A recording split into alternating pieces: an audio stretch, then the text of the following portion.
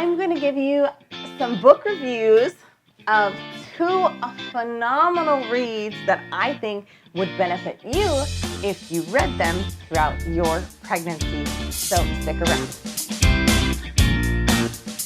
Welcome back, ladies. My name is Tabitha. I'm here to help all you busy ladies juggling jobs, careers, kiddos with no real time to exercise. I'm going to give you exercise tips, tricks, routines, and even product reviews to help make fitness a part of your life.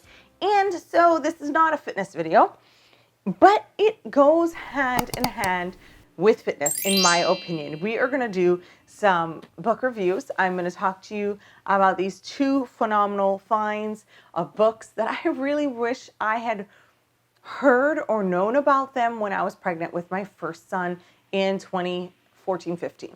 Okay, so I just got a hold of these recently. I found out about one of them when my third son was about 6 months old.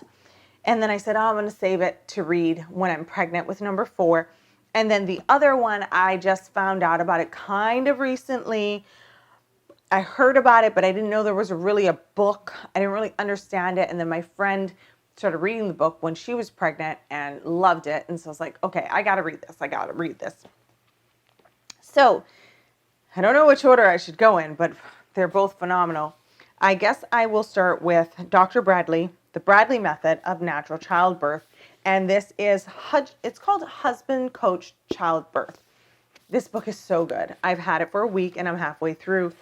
150 pages. I cannot put it down. It is just phenomenal. Now, I have had 3 natural childbirths. This goes further into the natural childbirth than I have had. Now, I delivered at the hospital. I had group B strep all 3 times, so I had to have an IV with antibiotics, which is so unfortunate. I really wish I didn't have to go that route. And Dr. Bradley actually talks about the downsides of actually having to have an IV for the baby. So technically not 100% natural, right? But I just didn't have epidurals.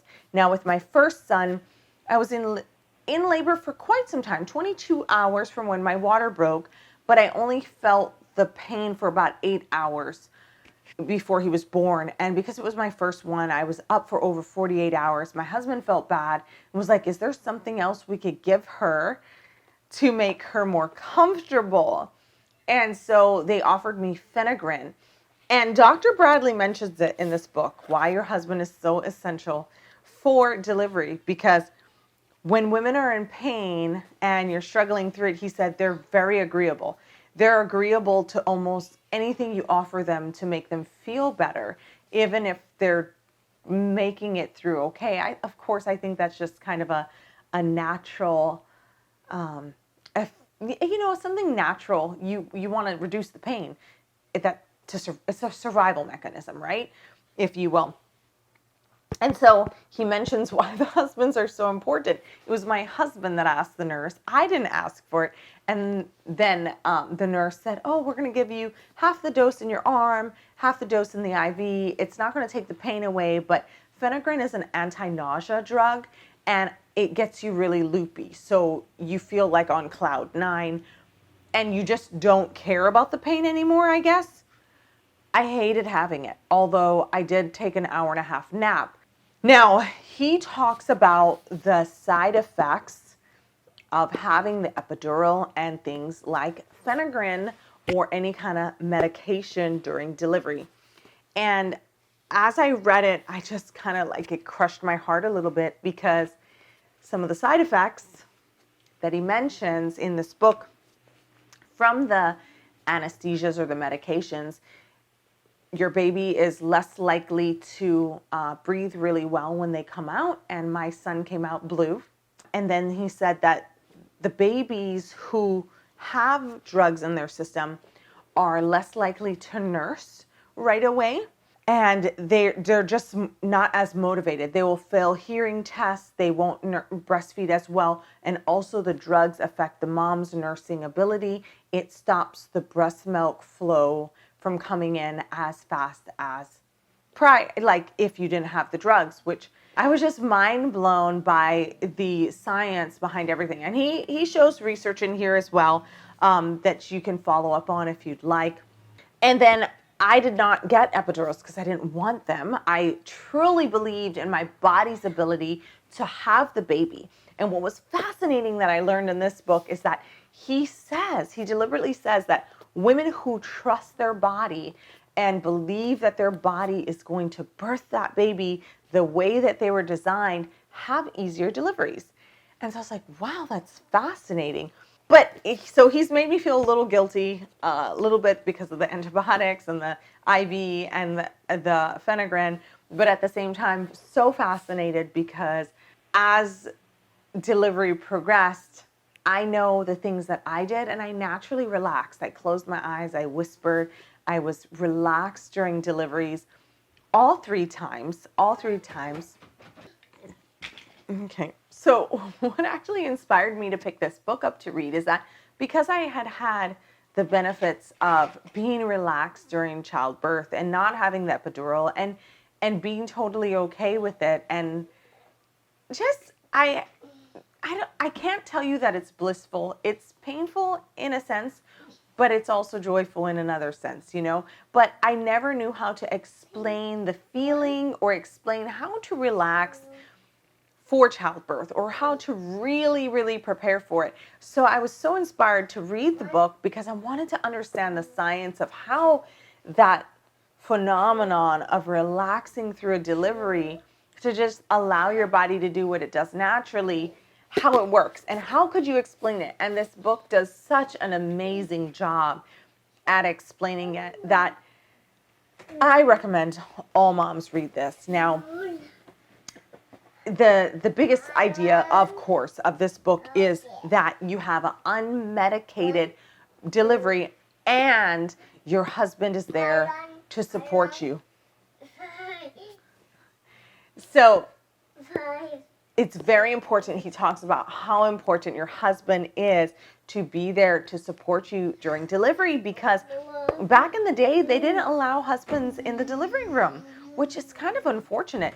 Because my husband, I am so thankful he was there all three times. I feel like he was such an important part of my delivery process because when I needed something, he knew what I needed before I could even try to tell him. He was there, you know, he was very attentive and very aware. And this just helps guide you and your husband. I like it, honey. Go ahead.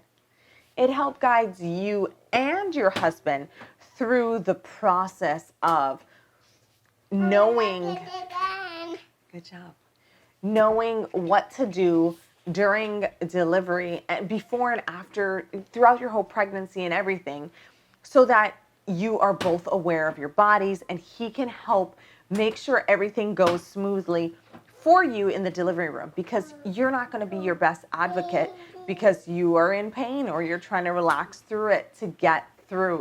And I find some of the stories in here so beautiful how Dr. Bradley talks about when he was doing the studies in the 60s, I believe it was, or 70s, and the women who had natural childbirth, he didn't allow them to take a wheelchair over to the mother-baby unit. He had them walk to the mother-baby unit after delivering their baby.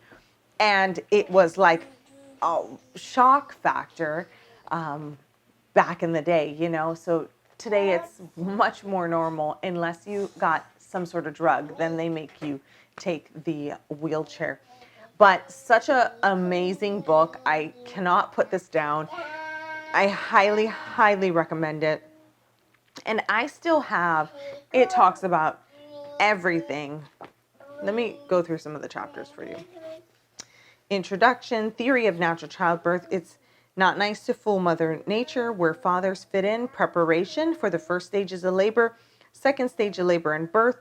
Your coaches or your husband's training rules, how to live with a pregnant wife. Does my wife have to be cut or have an episiotomy? When will the baby come? Postpartum and family relations. Husband's role in breastfeeding. Nature of instinct. Research catches up with the Bradley method. Obstacles to overcome. Pregnancy loss. Daddy helped born me. My husband got to deliver baby number 3. He was psyched about that. Nutrition in pregnancy, pregnancy problems, natural prevention, and natural healing, and perspectives and stories from moms and dads, photographing your birth, and then dad's coaching tips. This is about a 350-page book. Yep. 350-page book, worth every single page. Worth it, worth it, worth it. Highly recommend this book. Okay, I'm gonna stop blabbing about it. I just think it's so awesome. I can't stop reading it. Like I said, I'm halfway through and it's been a week. Can't stop. Okay, the second book is a controversial one. This one might be controversial too, I guess. I don't know. We live in weird times. So this is by Dr. Paul Thomas. I found out about this book when this little guy right here was only 6 months old. This has been an incredible book as well. So let me show you first.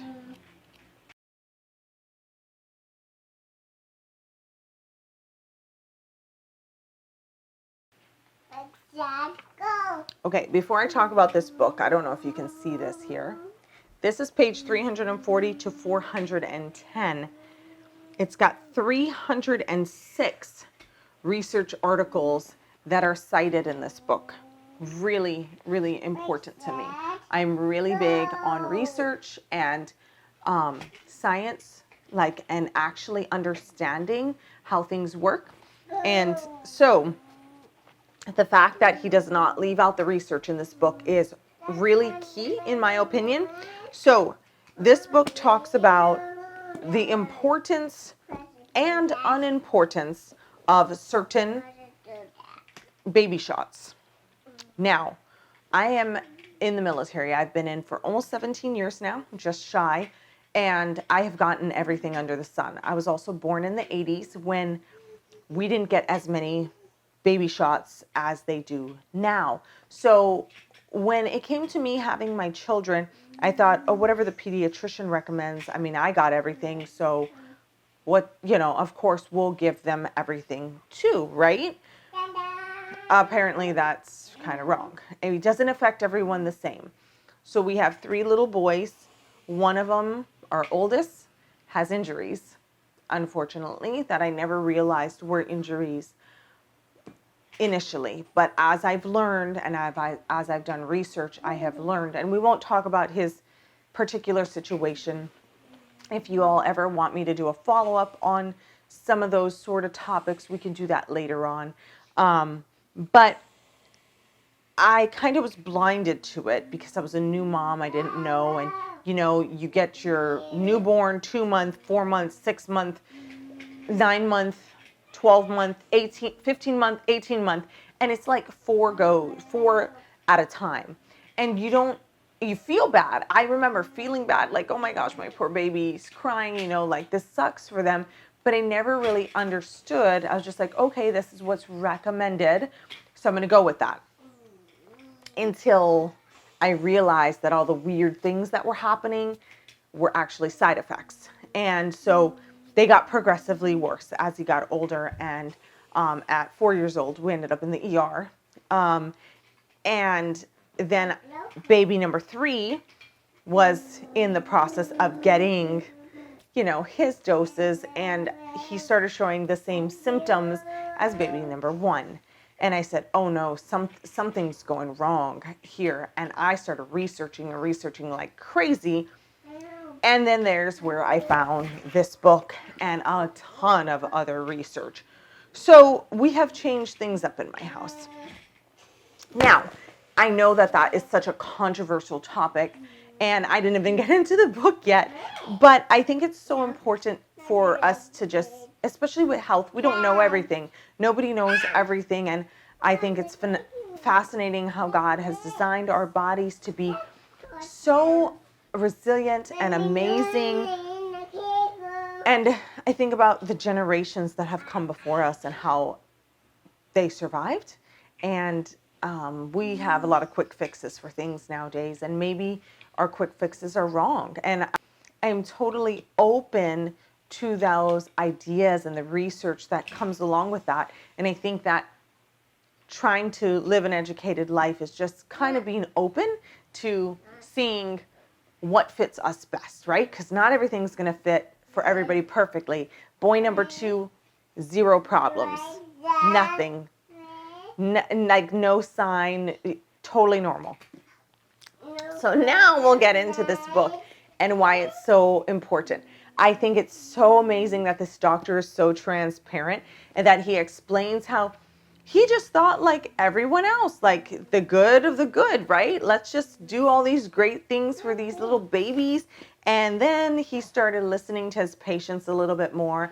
And he explains that cognitive dissonance that happens even with doctors that he knows, and how he explains kind of how he opened his mind up to listening to the patients and actually doing the research to help see what was going on. So his book doesn't say, no, we don't give them at all. His book says that here's the science, and maybe we're giving too many to babies too soon. And here's why. So he shows you the research that matches each one and how to space them out to better support your baby's immune system and to better support your baby as they grow and develop. So I love that. So the first part of this book he talks about is the toxins in our world and the toxins in a lot of things that we eat and drink and put into our bodies, and how they have found in 2014 there was a Danish study and 64,000 mothers and children were published in it, and it found that the use of acetaminophen during pregnancy caused attention deficit disorders in their babies, which another mind-blowing thing. We don't use Tylenol or ibuprofen in my house at all to manage fevers or anything like that. That can be another topic for another video. But we don't, I don't ever use that. I just don't like it. And there was some research that I found years and years ago that kind of showed how it's not good. So again, it's some of the things that I kind of already knew, kind of already researched. And when it's when a doctor's writing it to you and showing you more research, it's kind of like, oh my gosh, it makes more sense and it's more digestible. So I think it's really amazing how he talks about just kind of all the toxins in general in this first chapter. Toxins in the food we eat, like aspartame and diet sodas. What does he go over here? Mercury in our food, and how all of those toxicities that are in our natural environment add up, but then also how they add up when mom is pregnant and gets 1 or 2, or when baby is born, how those add up for baby in their system. And he goes over the numbers of what is actually, what is recommended that is for your body load of what you can handle of each toxin, what babies can handle of each toxin, and what is actually introduced, and how that load is significantly different. Like everything that is introduced is significantly higher than what we're actually supposed to be processing through our bodies, especially for little bitties. And it is just phenomenal what he goes through in this book, and it's such an easy read. It is so good. And he talks about also, so it starts off, let me read you the chapters because it's really good. Toxins, raising healthy children in a poisoned world, pregnancy matters, protecting your baby before birth, so in utero. Welcome the baby into the world, the first hours of life, the first 2 weeks of life, 2-month baby visit, keeping your baby healthy in the first 9 months. And then it goes, there are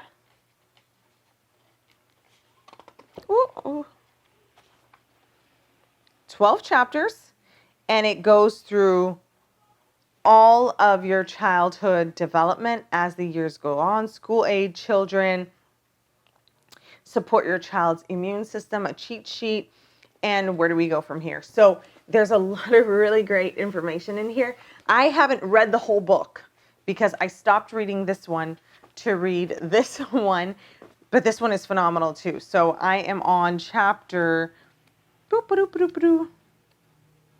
3, but this is not as rush because I've gotten through the pregnancy portions and I've gotten through the delivery portions, which some of this actually matches up with some of this.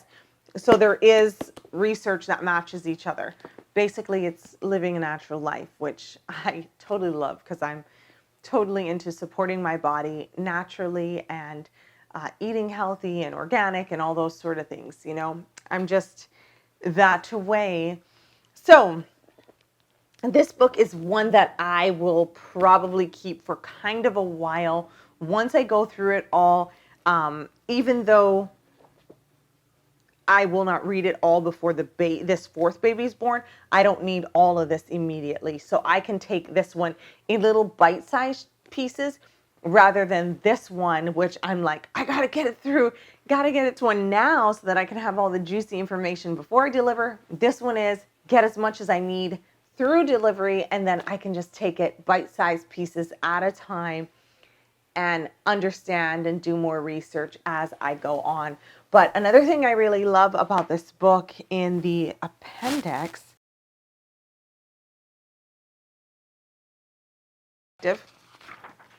but what else that I really like is he's also recommended other reads that can support your journey, how to raise a healthy child, breastfeeding, and super baby food. So super good recommendations. I'm going to look into those books, not at this second, but as soon as I get through this delivery, I will be looking at doing some of these books as well. Because anything that I can support my children to have better, healthier lives, or myself, that's what I strive for. So anyways, I hope that wasn't too controversial for you, but I actually have friends that have read this book, follow this plan, and have never told me about it because people are so afraid of controversial topics. So I'm here recommending it to you. I am not afraid. It is you. I mean, you make your own choices, and I feel like it's better to share and you choose what you choose rather than wishing somebody had told you, kind of like how I am in my situation. I wish I would have known. And there's a lot of things that I feel that way about in life. So sharing is caring, and the more knowledge you have, the more power you have over your life, your health, and everything else around you.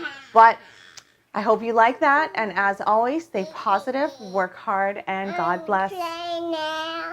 We're going to play now. Mahalo for joining me. Aloha. Wanna play now? Yeah, we'll play. You want to play? Yeah. Yeah, he's been waiting to play. So we got to play. Let's go play. Okay.